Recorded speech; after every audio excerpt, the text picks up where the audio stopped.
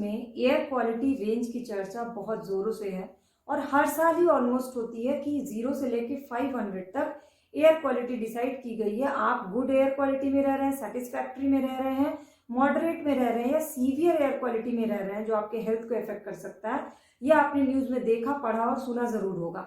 आप किस air quality में रह रहे हैं ये मेरे लिए जानना बहुत ज़रूरी है। तो प्लीज़ कमेंट सेक्शन में जाकर मुझे कमेंट करके बताइएगा कि आप 0 से लेके 500 तक के एयर क्वालिटी में आप किस एयर क्वालिटी में रह रहे हैं, किस सिटी में रह रहे हैं। अगर आप ये भी मुझे बता देंगे तो मैं समझ जाऊंगी कि आप किस एयर क्वालिटी में रह रहे हैं। हेलो माय करछी से कलम तक फैमिली, मैं हूं रचना और सेहतमंद सोमवार में आज मैं एयर क्वालिटी के बारे में बात नहीं करने वाली क्योंकि उसके बारे में सभी जानते हैं, सुनते रहते हैं और समझते भी हैं। आज मैं आपसे एयर क्वालिटी किसी भी तरह की हो, चाहे सीवियर हो, मॉडरेट हो या सेटिस्फैक्ट्री हो, उसमें खुद को कैसे सरवाइव करना है, अपने बच्चों के फ्यूचर हेल्थ को कैसे सिक्योर करना है, कैसे उनको स्ट्रांग बनाना है कि वो उस एयर क्वालिटी में भी सरवाइव कर जाए और उनके लंग्स पे कोई इफेक्ट ना हो। इसके लिए हम क्या होम रेमेडीज कर सकते हैं।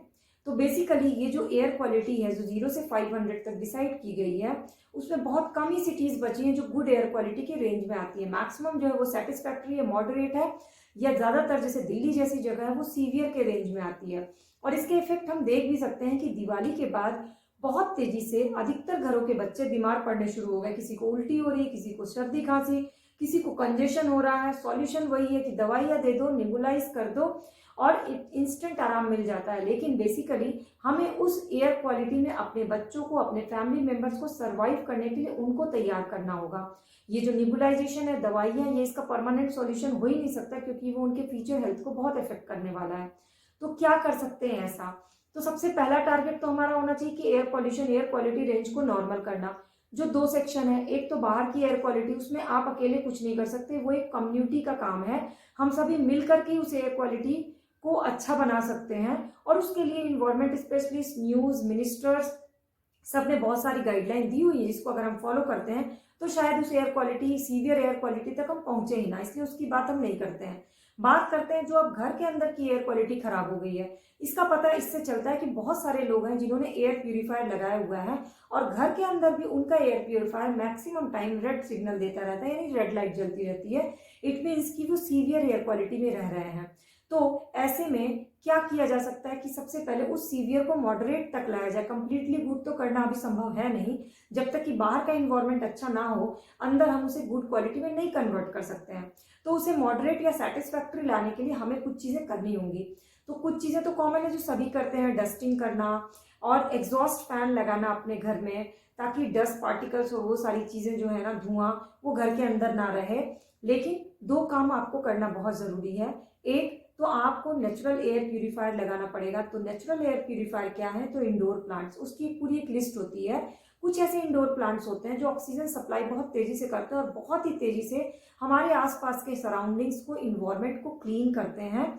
इसके लिए उसकी लिस्ट मैं आपसे अगली वीडियो में शेयर कर दूंगी अगर आपको उसको देखना होगा तो फिलहाल एक जगह बहुत सारे इंडोर प्लांट्स लगाइए एक कमरे में। क्यों मैं एक कमरा, एक बालकनी बोल रही हूँ, उसका रीजन मैं आपको वीडियो में आगे बताऊंगी। उन इंडोर प्लांट की लिस्ट छांटिए, उसको खरीदिए, उसको लगाइए, उसकी टेक केयर करिए क्योंकि वो जो है वो नेचुरल एयर प्यूरिफायर है जो आपके घर के इन्वायरमेंट को साफ और क्लीन करेंगे। और दूसरा है, जिनका बजट अगर अलाउ करता है तो वो एयर प्यूरिफायर लगाएं। दो में से कोई एक चीज़ तो ज़रूर कर लीजिए क्योंकि ये पहला स्टेप है, जिसके बाद बाकी के स्टेप आप फॉलो करिएगा तो ही वो कारगर होंगे। दूसरा स्टेप आता है कि अपने बच्चों को, अपने फैमिली मेंबर्स को रेगुलर बेसिस पे योगा कराना है। लेकिन योगा ब्रीदिंग एक्सरसाइज वाले होने चाहिए और वो हमेशा साफ सुथरे एटमॉस्फेयर में, यानी क्लीन एयर में होना चाहिए, गुड एयर क्वालिटी में, जो कि बाहर तो आपको मिल नहीं सकता। यानी कि बाहर जो आप योगा करते हैं, ब्रीदिंग एक्सरसाइज करते हैं और वैसे एयर क्वालिटी में, वो आपको उल्टा नुकसान कर जाएगा। तो आपको एक ऐसी जगह पर योगा करना होगा जहाँ की एयर क्वालिटी ठीक ठाक हो।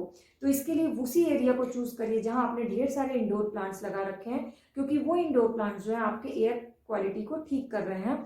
और आपको वहाँ पर अपने बच्चों को सुबह में या शाम को जब भी समय मिले 2 ब्रीदिंग योगासन जरूर कराना है। एक तो लोम विलोम, क्योंकि लोम विलोम जो होता है वो यहाँ से लेके यहाँ तक ये पूरा जो है ये क्लियर कर देता है। यानी कि जो डस्ट पार्टिकल्स हैं, एयर पॉल्यूशन में जो भी एलिमेंट्स हैं हमारे एयर में, वो अंदर एंट्री ही नहीं कर पाते क्योंकि ये वाला पोर्शन इतना स्ट्रांग हो जाता है, आँख, नाक, कान, कि डस्ट पार्टिकल्स या पॉल्यूशन जहां से एंट्री कर सकते हैं वही जब आप स्ट्रॉन्ग कर लीजिएगा तो वो खट खट खट खट करते रह जाएंगे, अंदर एंट्री नहीं कर पाएंगे। तो ये रोज करना। और दूसरा जो योगासन है जिसमें नाक से जोर से सांस खींचते हैं, उसको थोड़ी देर रोकते हैं और फिर मुंह से छोड़ते हैं, ये क्या करता है, यहां से लेके लंग्स तक को बहुत स्ट्रॉन्ग बना देता है।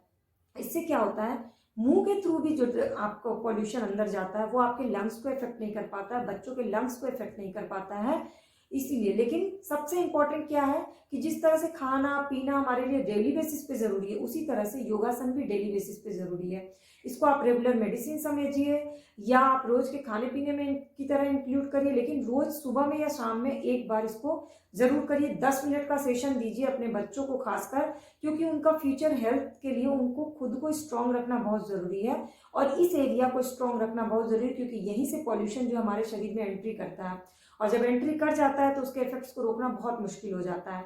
तो योगासन जो है वो आपको बच्चों को स्ट्रांग करता है। तो कल से ही शुरू करिए, मॉर्निंग या इवनिंग में। इस पे कोई भी डाउट्स हो, क्वेरी हो या योगा कैसे करना ये सब जानना हो तो कमेंट सेक्शन में कमेंट करके बताइए।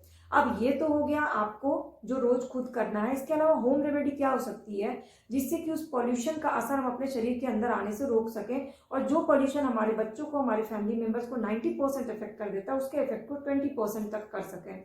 तो उसका सबसे बेस्ट सॉल्यूशन है 4 पत्ते तुलसी के, 2 पत्ते नीम के और आधा चम्मच अजवाइन।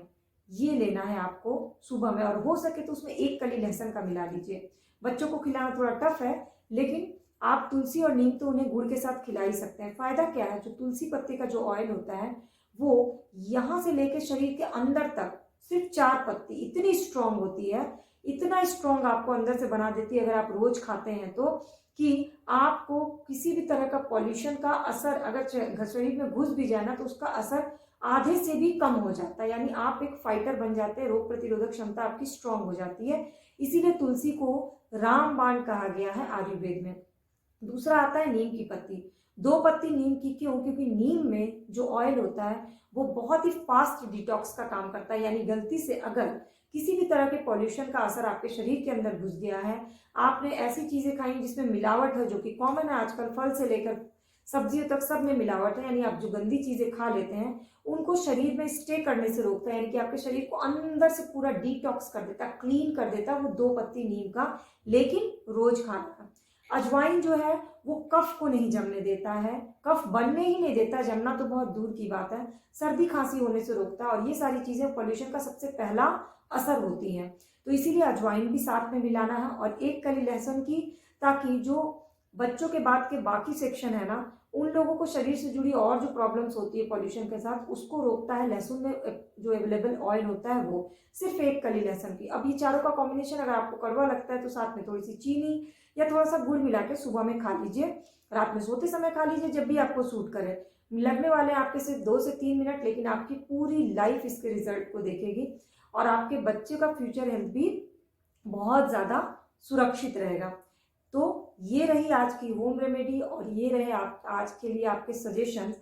अब आप अपनी बातें, अपने व्यूज, अपने डाउट्स मुझसे शेयर करिए कमेंट सेक्शन में जाके। मैं कोशिश करूंगी कि आपके सारे सवाल का जवाब दूं और उसके सॉल्यूशन आपसे शेयर करूं। अच्छी लगी हो वीडियो तो लाइक, कमेंट और शेयर करिएगा, और चैनल के सब्सक्राइब बटन को क्लिक करके बेल आइकन को प्रेस कर लीजिए ताकि सारी video update free of cost मिले।